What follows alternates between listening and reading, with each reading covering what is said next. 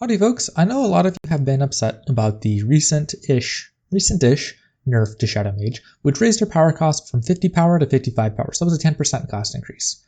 The team, we have considered this and reconsidered this, and actually we decided to do was to double it even further. So sorry to everyone who were hoping we were going to revert that change back to 50 power. We're actually going to buff it all the way to 110 power per Shadow Mage. Now before you rage quit, keep in mind we're going to add a couple really nice buffs to go along with this. So 110 power for this medium unit is going to be really unique in Shadow. You can see for this first ability we're adding is a teleport ability. So that's nothing new, you've got another warp already, but it's nice to have it tied to a unit and potentially you can cut another warp from your deck in PvE. So that's another PvE use case. So what you can do is you place the teleport ability somewhere you want, and then you place the second ability, which we don't have card animation for yet, sorry. Tweeto's working on those new card animations, but you can see this instantly teleports the units from one side to the other, just like a teleportation portal in one of the PvE maps. This next ability we're adding to the Shadow Mage is a really strong CC function. This works essentially like Greenpeace. You have an area you cast. Right now we're using the Evocator's Woe animation, but that might change.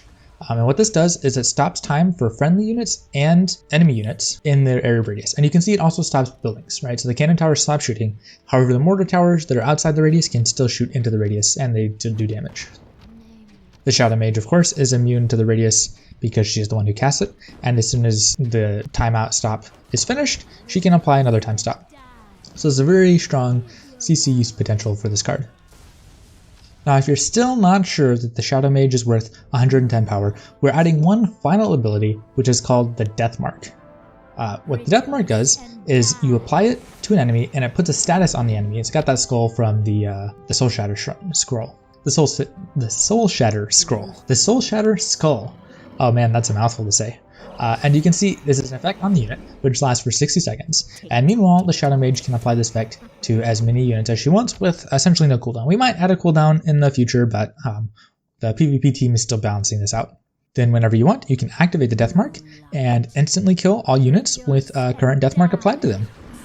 And you can see you can do this over and over with no restrictions on the enemy cure or the enemy health. So if you don't think this new Shadow Mage is worth 110 power, I don't know what to tell you. Get good, I guess. So, in review, the Shadow Mage, we're going to double her power cost from 55 power to 110 power. But in return, we're adding 3 new abilities. The first of which is a teleportation ability, which functions pretty similarly to Nether Warp, but it's nice, maybe lets you save a slot, or provides a couple different angles. The second ability we're adding is a time stop, which is a CC pretty much similar to Greenpeace, except it also affects buildings, friendly and enemy buildings. And then the third, really in my opinion, the strongest ability is the Death Mark, which can be used to instantly kill any enemy unit.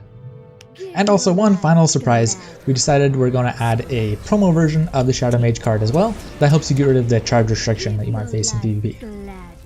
Thanks for watching, and let me know what you think of all these new balance changes.